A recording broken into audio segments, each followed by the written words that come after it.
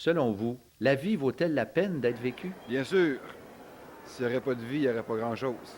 Bien, c'est sûr que la vie vaut la peine d'être vécue. Si ça vaudrait pas la peine, je me lèverais pas le matin parce qu'à chaque matin, je me lève, c'est de profiter de la vie. J'espère. Commandons, oui. Certain, mais jamais assez longue. Bien, à l'âge que j'ai là, ça doit, oui, ça doit. Absolument.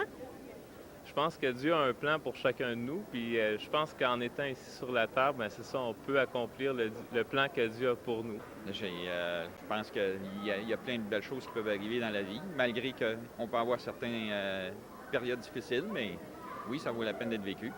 Moi, je crois que oui. Il n'y a rien de plus beau que la vie.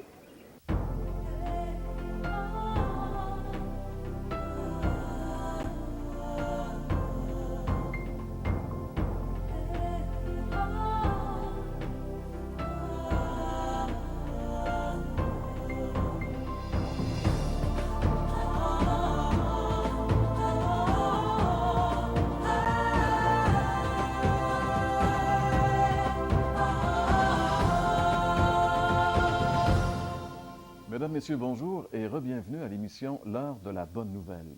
François Fréchette et moi-même sommes vraiment heureux de vous retrouver pour cette 41e série de L'heure de la bonne nouvelle. Nous avons choisi comme thème cette année Jésus seul. Pourquoi Jésus seul? Parce que nous croyons que seul Jésus peut vraiment répondre aux différents besoins de l'être humain.